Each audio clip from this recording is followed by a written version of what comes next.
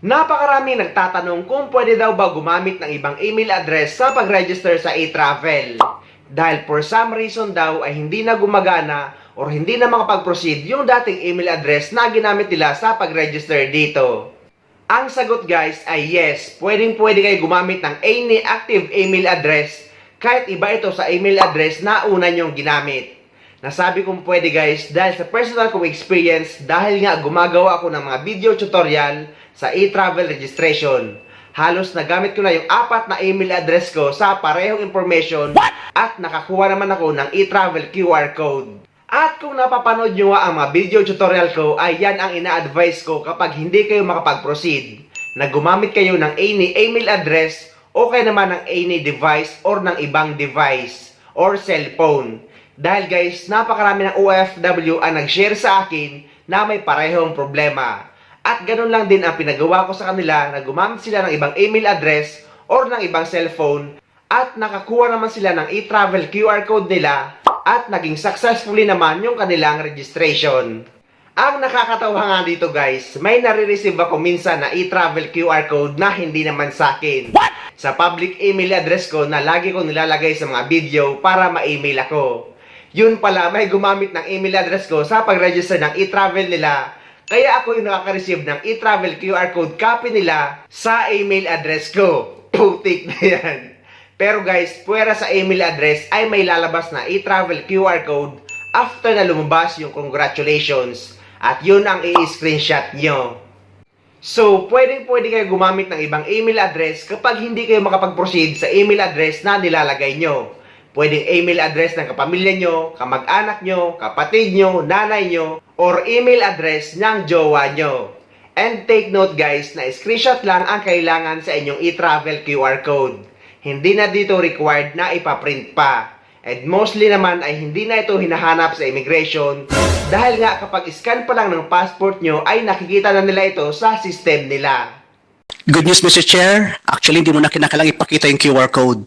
We're able to successfully integrate e-travel directly to the immigration system. Ibig sabihin po, pagka-scan pa lang ng passport, hindi na kinakailangan isa-isahin pa ho na mag-scan ng QR code, Mr. Chair. Another improvement po na nagawa ko natin po sa upgrade natin sa e-travel. Sa mga patuloy pa rin nagtatanong at nalilito, dahil madalas ko itong nababasa sa comment section, na ano daw ba ang i-register sa e-travel kapag pauwi sa Pilipinas.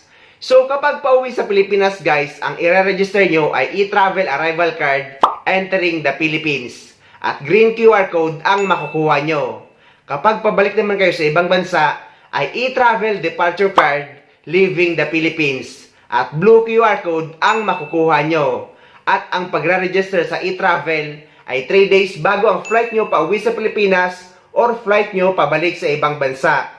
Kahit anong araw guys, basta sa loob ng 3 days bago ang flight nyo, pwede mag-register sa e-travel. At muling nagpapaalala ang Bureau of Immigration na paulit-ulit nga silang nagpo-post tungkol dito na umiwas kayo sa fake website ng e-travel.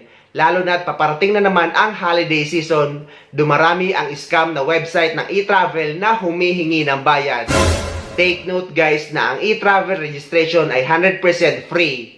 Meaning ay wala kayong kahit anumang babayaran. So para hindi na kayo mapunta sa scam na link, ay ilalagay ko na yung tamang link sa description ng video na ito, pati yung mga video tutorial link ng e-travel arrival card pauwi sa Pilipinas at e-travel departure card pabalik sa ibang bansa para hindi na kayo magkamali.